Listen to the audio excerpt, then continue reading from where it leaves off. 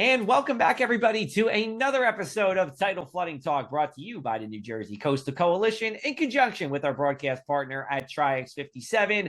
I am here with Palma Shiles, Dan Skeldon. I'm Joe Martucci. The gang is back together. Palma, good to see you again. Glad to be here. So we're getting into middle of November here. For me, and this is maybe I'm already doing my one thing I can't stop talking about, but I am in the middle of ShopRite free turkey season right now. You spend $400, you get that free turkey.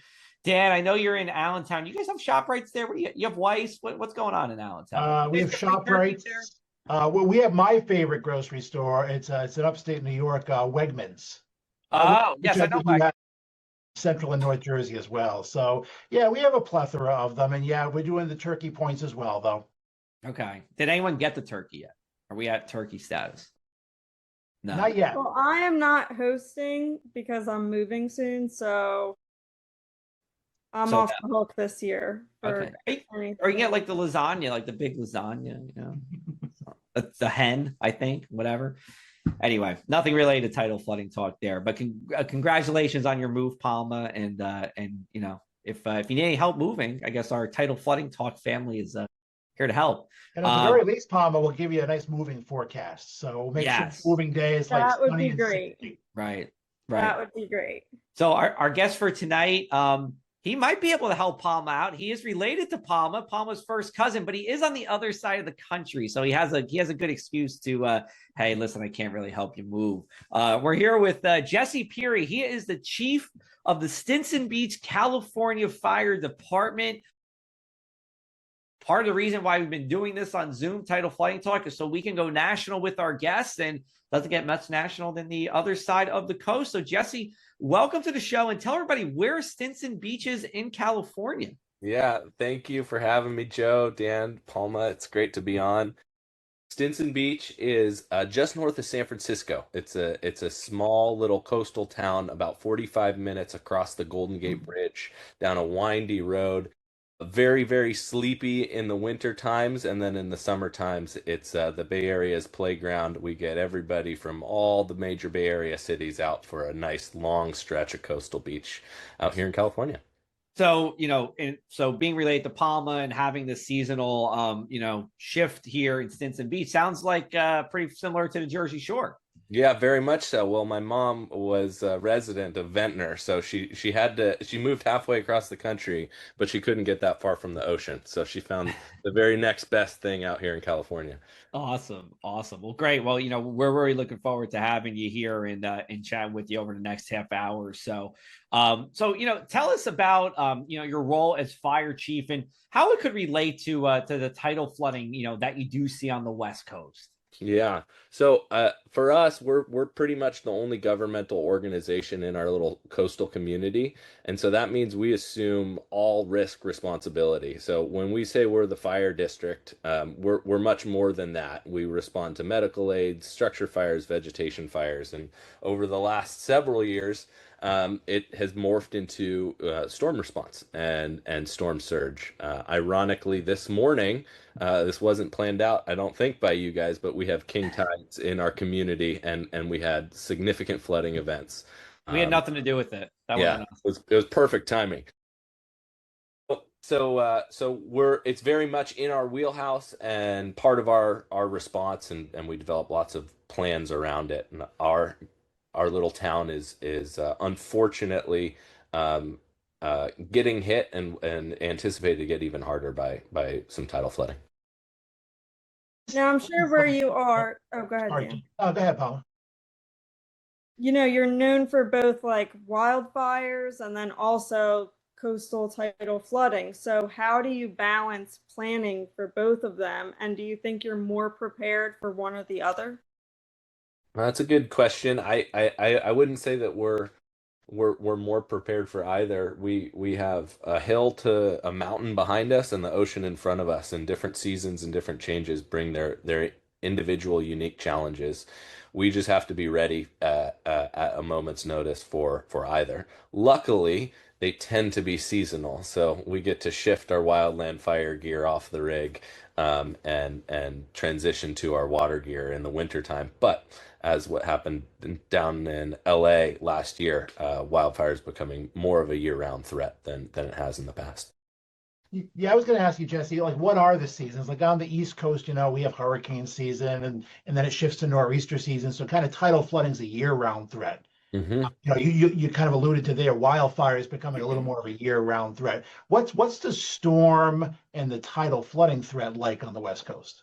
Yeah, I would say it's more consistent in the winter time is our bigger threat, and that's when we have our winter storms come through. The atmospheric rivers have increased in number and in intensity over the last, I'd say, 5 years. And so if you tie that in with our king tide season, which is notoriously November through February, when those all align, that's when we get our biggest significant environmental impacts. I'm just kind of looking at the climate of Stinson Beach here, and it says that you average 0 inches of precipitation in July, which is just wild. I can't imagine averaging zero. But then in December, 8.3 inches, 7.7 inches precipitation in January, and 7.8 in February.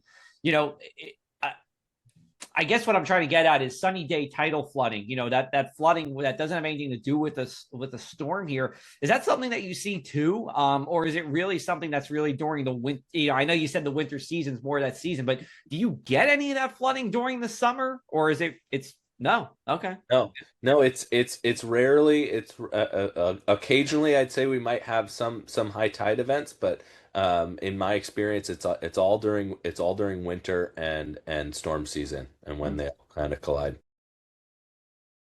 Yeah, because we don't have rains in the summer, we don't have and we don't have our storm surge, which is another element that brings up that level of water.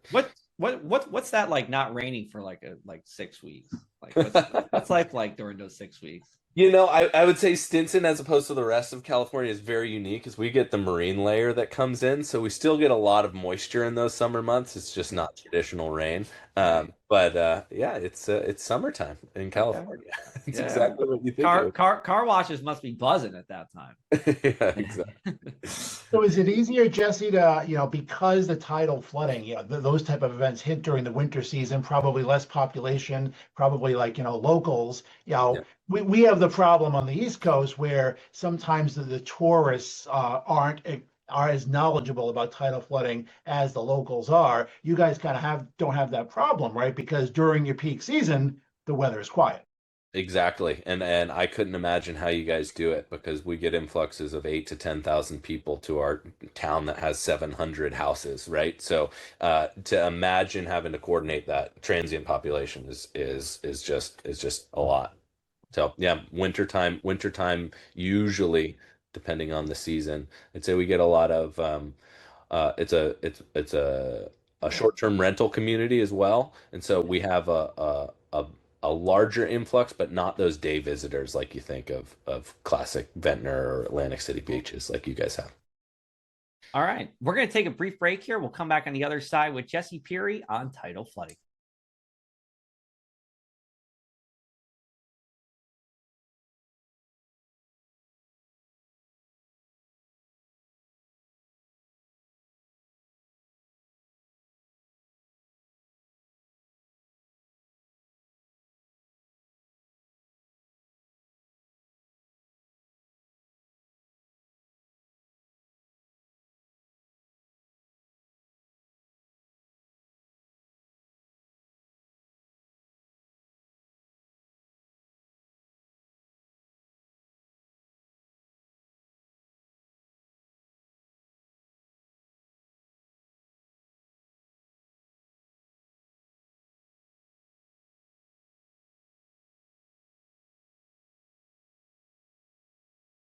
Hello, welcome back. You are watching Tidal Flooding Talk, and we are brought to you by the New Jersey Coastal Coalition, who would like to remind our viewers that flood hazards act fast.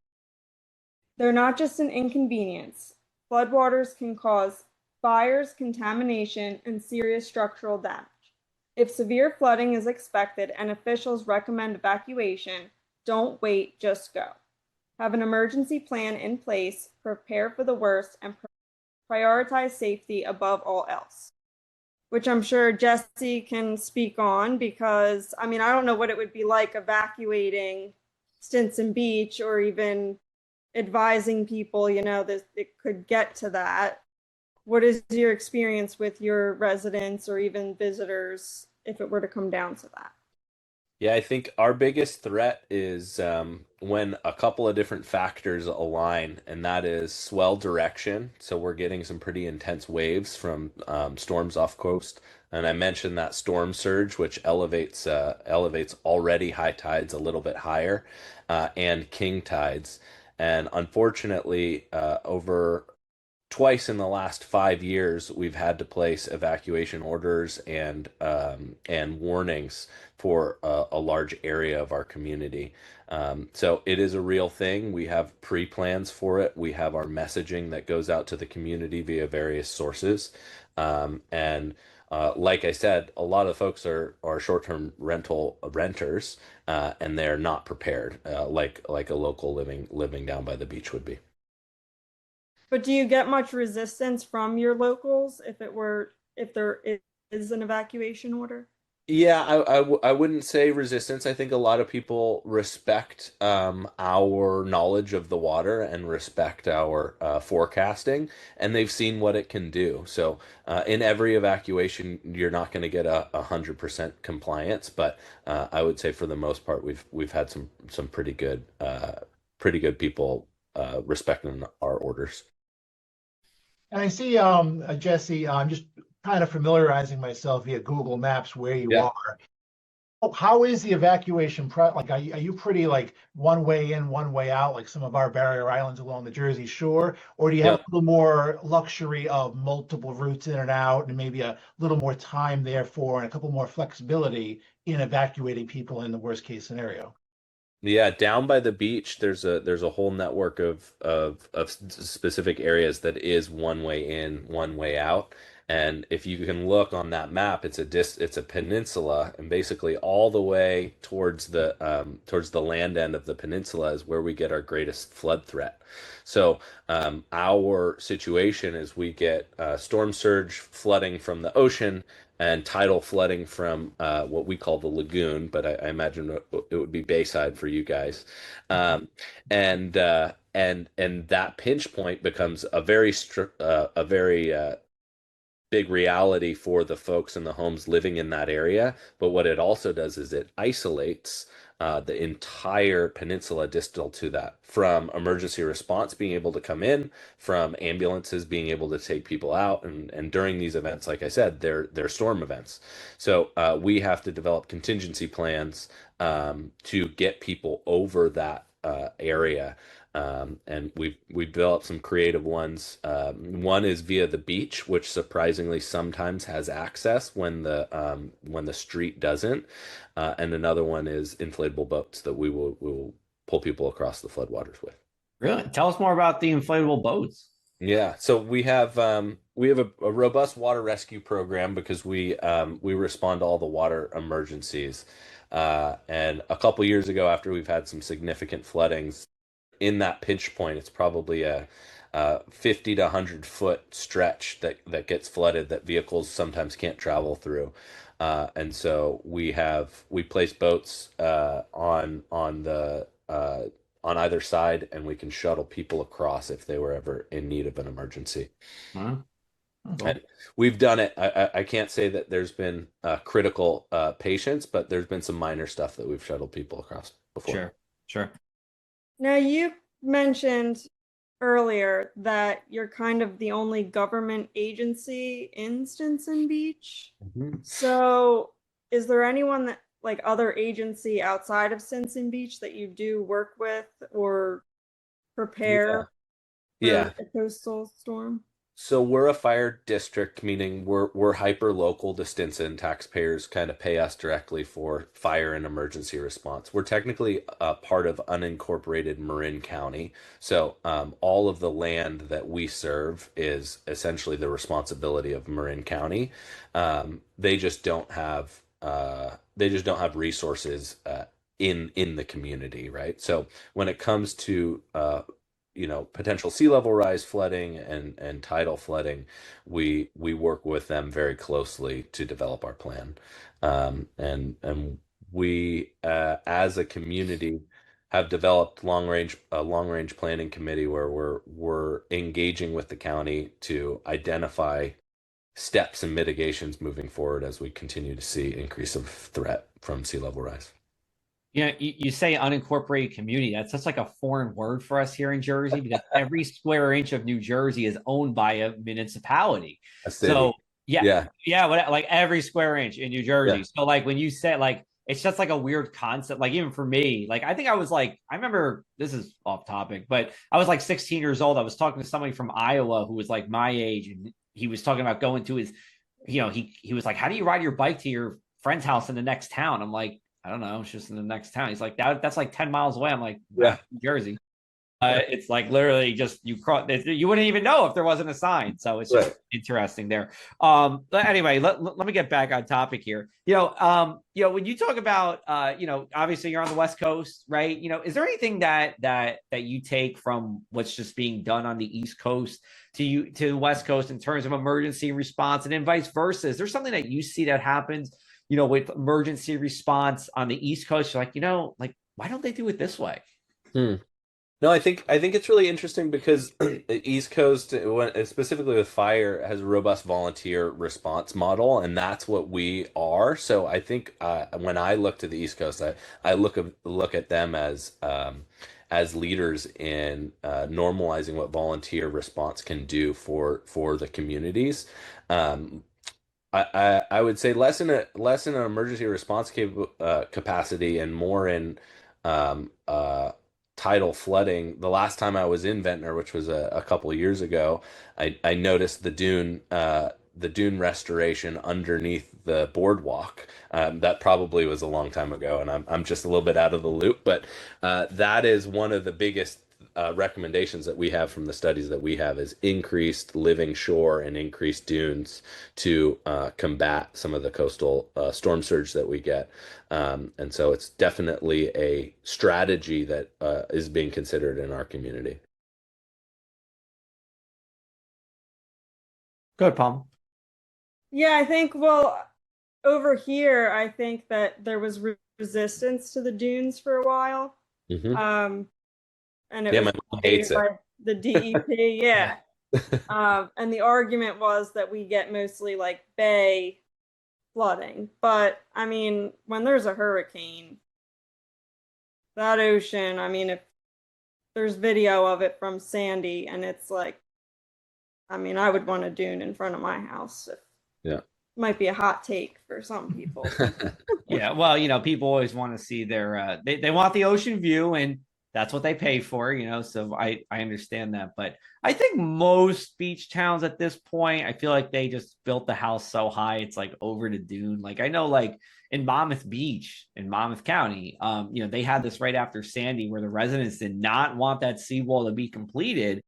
On the same time, the thing is like water is a liquid, it's not a solid. So if there's an opening in there, it's going to flood, it's going to go right through there. So they built the wall, and now the houses all in Monmouth Beach, they're just 40 feet high instead of 30 feet high or whatever the number is.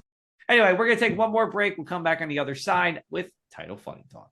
Thanks to the New Jersey Coastal Coalition, your flood insurance bills are lower and your streets safer from the reality of flooding. Since beginning in 2013, we build more resilient shoreline communities. Our member towns develop and share in best practices that anticipate future concerns and create flooding solutions. From our town-specific free web app for flooding information to our weekly Tidal Flooding Talk show, we focus on flooding 24/7. Visit www.njcoastalcoalition.com for more.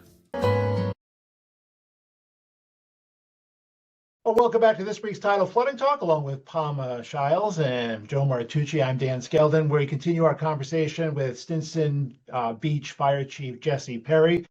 Kind of contrasting and the similarities and differences between West Coast and East Coast. And Jesse, I want to ask you, we're constantly on Tidal Flooding Talk giving tips of preparedness for, owners, homeowners, and visitors along the shore.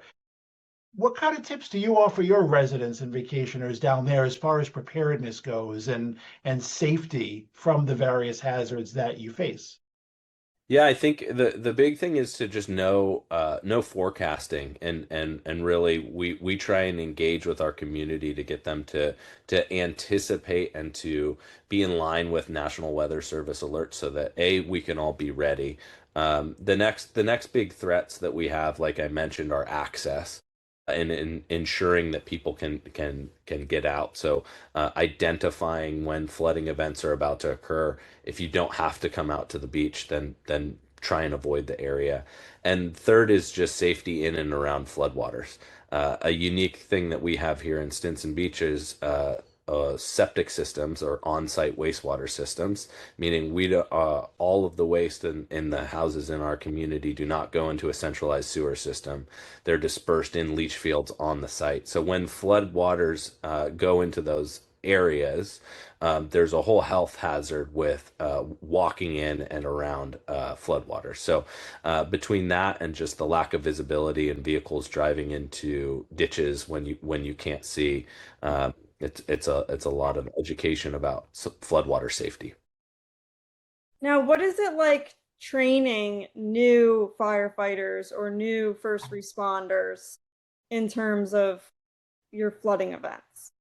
Yeah, that's a tricky one because a lot of us have grown up in and around coastal communities, and some haven't. And so what I like to say is it's hours in the element, and understanding tides, understanding what the ocean does, understanding what the lagoon does, and so it's acclimating them to try and come up with 20 years of life experiencing in and around the coast.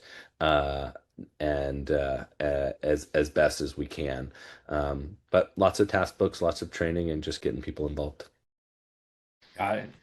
Um, do you have any like specific memorable events, from your career that you think are interesting? And then, what do you think going forward? Like, what's next in terms of emergency preparedness in your mind? Yeah. Well, I think the storms of 21, 22, waves broke over the beach dunes essentially and into the communities, and they did some significant damage to the first houses. It happened to be I think I was 6 months on as fire chief at that point. So it was my first big incident to command, and we were fortunate to have a lot of resources come in from outside the community to help us out. And that would be probably the biggest one, and identifying that the community hadn't been prepared for that in a very long time. The last storm, I think, major storm was in the 80s. So lots of new homeowners came in through that. So ever since that, there's been a big, huge push to educate homeowners and get people up to speed. And the next year, we had the events again. The second part of your question, I believe, is what do you expect? We expect that to happen more and more. Today, like I said, there was a king tide event. None of us expected the floodwaters to get where they did, and it was in specific areas some of the worst that we've ever seen. And this was a minor storm with minor high tides. And this is the first of the year. So, we're anticipating more of this. We have to be strategic about our evacuation plans. We have to be strategic about the apparatus that we buy, ensuring that air intakes are higher and we can drive through floodwaters when we need to, because that's unfortunately a new reality for us. Is it challenging being the only kind of municipal like agency like within your community? If you're on Absecon Island, you got the Ventnor, tons of Atlantic City, Margate, Long. Like, you got plenty of response agencies. So Hmm. I'm sure you're used to it and you're very well trained. But is that a hindrance or is that a benefit to kind of be your own department and know your community without any other agencies around? Yeah, it's a benefit because we're in and around. I live in the community, so we're in and around, and we know the personalities. It's a hindrance when you don't have the resources when you need them. And so, from an incident commander standpoint, you have to have plan A, plan B, and plan C, and know your trigger points of when you're engaging them, because the lag time it takes for resources to come is 20 to 30 minutes in our case. And so I have to make a judgment call. Are the cavalry really needed? Because if I hit the button, they will come. So that is the idea, and that's the challenge.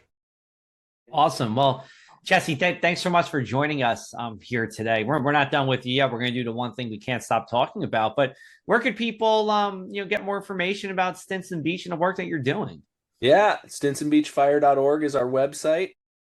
Always stopping by the station if you're around. We're happy to engage with folks, and it's a beautiful coastal community. So if you happen to be through San Francisco, it's just a 45-minute drive north, and it is well worth your while.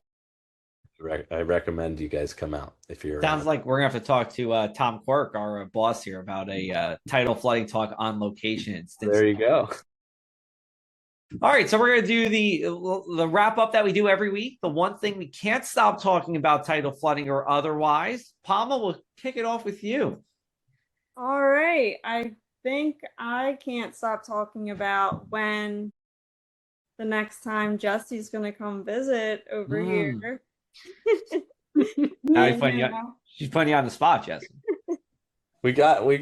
I don't know. Maybe a next summer. We'll see what we can do. Okay. All right. Good. Dan? I just Thanksgiving coming up, so talking about menus and which desserts and which pies to make and all that fun holiday stuff. And also can't stop talking about when is it too early for Christmas music to pop on the radio. I'm an earlier guy, not this early, but a little before Thanksgiving, but something my wife and I battle about all the time. So that's what we're talking about here. I have a very easy answer. Mine is after Thanksgiving dinner. Like that night? Or yes. When you're driving home, or I guess when everybody leaves, that is when Christmas music is allowed. Anyway, here's my one thing I can't stop talking about. It's going to be about our guests. So, Jesse, your mom worked for the Grateful Dead, I heard. That's awesome. Have you met the Grateful Dead? Do you guys get like unlimited Cherry Garcia all the time from Ben and Jerry's? Like, how does that work? Yeah, definitely met them. I grew up in a Dead household. My parents joke that I rebelled against them by cutting my hair short and putting on a badge. Yeah, the house is always filled with Dead music, and we have two little ones now, and they're being indoctrinated too. We send them down to the parents, and they come back in tie-dye outfits. So, okay, yeah. All right, wow, yeah, that was super awesome. I think Palma, you and I were talking about. I think you brought this up like even. What was it, a couple of weeks ago, right? At we were talking about the Ventnor Beach concert or something. Oh yeah, because there was the Grateful Dead tribute band that was there. So. They're pretty good too. But yeah, my Aunt Francine definitely made all of us Deadheads over here too. So does your Aunt Francine approve of this Grateful Dead, the one that was in Ventnor a couple months ago? Does she know of this tribute band? I'm sure she knows of them, but I don't know. I think she would approve. All right. She approves of them. Nothing's better than the real thing, she says. But right. I can imagine. Going on to the next generation. All right, Jesse, we'll wrap it up with you here. What's the one thing you can't stop talking about? One thing I can't stop talking about right now is when I'm going to be able to get my socks dry, because I've been walking around in floodwaters all day. But good one. Yeah, I appreciate you guys having us on. I appreciate the cross community link up. It's really cool to hear everything and to join this conversation. So thank you guys. Yeah, we're glad to have you, and we'll look forward to maybe seeing you in person here when we come to New Jersey. And thanks so much for being on with us at Tidal Flooding Talk. We'll wrap up this week's episode. We'll be back with you next Tuesday. We're always on every Tuesday. New episodes there at 7 p.m., but you can watch it whenever you'd like. For Jesse, Palma, Dan, I'm Joe. We will chat with you guys next week. Thanks again for watching Tidal Flooding Talk.